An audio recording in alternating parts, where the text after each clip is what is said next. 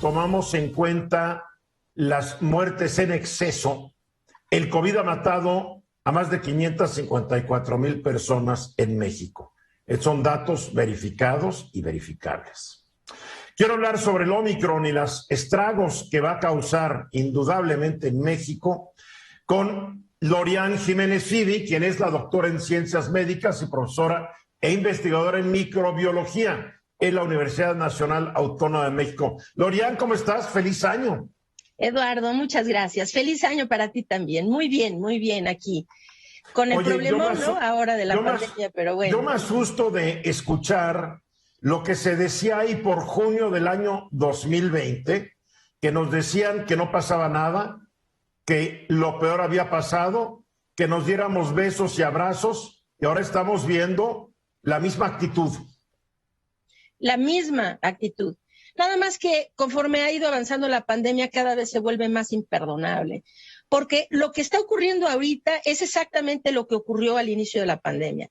En México tuvimos el privilegio, el inmenso privilegio, de tener dos factores que nos pudieron haber salvado de una forma impresionante. Y eso es, tuvimos más tiempo y tuvimos conocimiento previo gracias a las experiencias de otros países.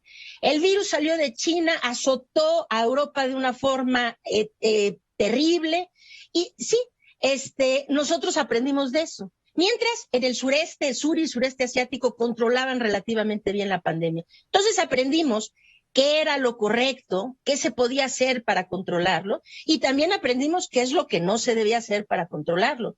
Y además, mientras azotaba Europa, después azotó a Estados Unidos, empezó en Sudamérica, y nosotros seguíamos muy calladitos aquí sin COVID. Tiempo valiosísimo que debimos haber aprovechado para en realidad sentar todos los parámetros para podernos defender, ampliar la capacidad de pruebas diagnósticas, sentar una estrategia realmente muy coherente de vigilancia de nuestras fronteras, de vigilancia epidemiológica a través de rastreo de contactos, cómo íbamos a aislar a las personas enfermas y procurar, desde luego, mayor capacidad hospitalaria y una serie de cosas. En lugar de esto, perdimos el tiempo con el discurso demagógico de no pasa nada, estamos preparados ya, nosotros desde enero estábamos preparados, no pasa nada, pero cuando nos azotó, de ahí a acá se han muerto más de 600,000 personas, ¿no?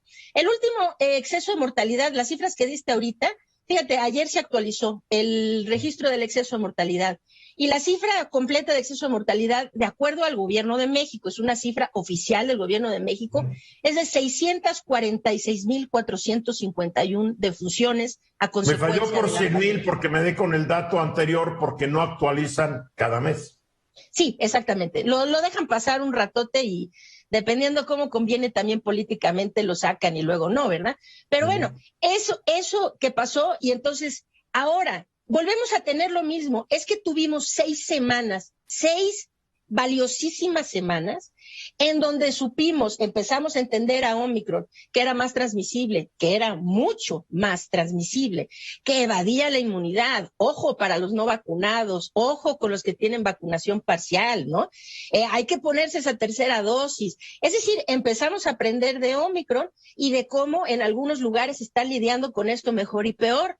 Sabemos que nos va a azotar, ya sabíamos que nos iba a azotar, como ha estado ocurriendo en todo el mundo. Tuvimos 6 semanas. ¿Para qué? Para poder acelerar la vacunación. Porque si sabemos, ¿por qué íbamos a dejar que esto nos azotara con una población toda vulnerable? Antes de las elecciones, hubo días en donde más de 1,5 millones de personas fueron vacunadas en 24 horas. Cierto. Ahorita, mucho más importante que antes de las elecciones, era vacunar a 1,5 millones de personas todos los días para salvar vidas antes de que Omicron nos azotara, poner terceras dosis, vacunar a los menores de edad, toda una serie de cosas, ¿no? Y además, dar finalmente mensajes adecuados a la población de cómo cuidarse del contagio. En lugar de esto, lo que pasó es perdimos las valiosísimas 6 semanas en convocar a la población, aplaudirle al presidente después de su informe presidencial, a hacer verbenas en el Zócalo, a decir ya es hora de que nos abracemos porque ya hace mucho tiempo y vamos a reunirnos.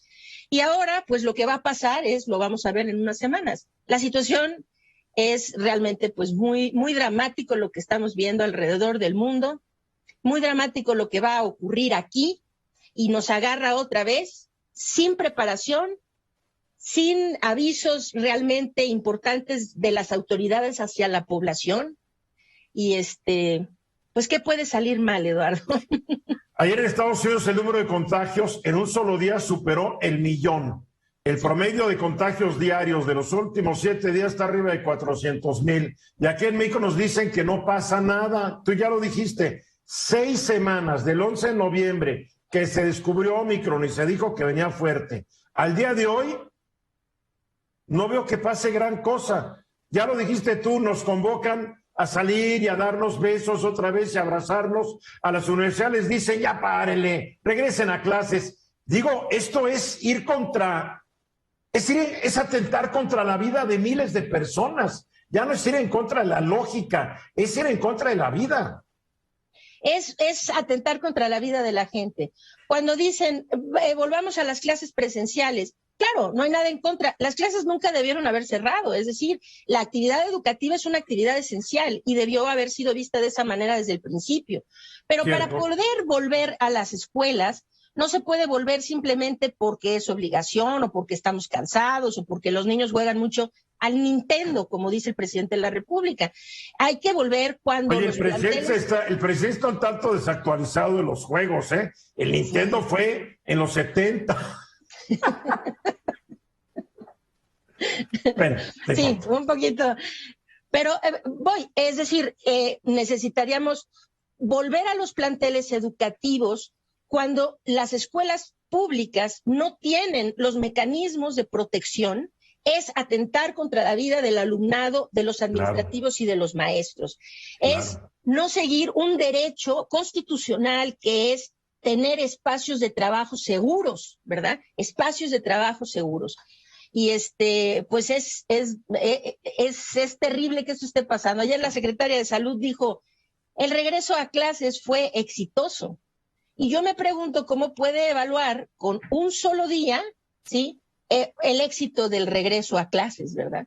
Cuando en la última semana se está poniendo un promedio de 55,000 vacunas diarias, cuando tú ya lo dijiste, se llegaron a poner más de 1,000,000 en un día. Más de 1,000,000, correcto.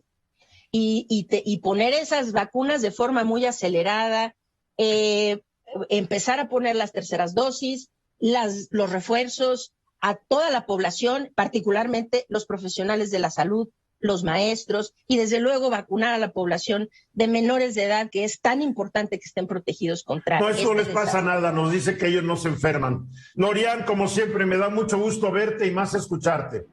Al contrario, un placer, como siempre, Eduardo, estar en tu programa. Muy buenas tardes. Feliz año, Lorian, Phoebe, Jiménez Phoebe, gracias. Gracias, igualmente.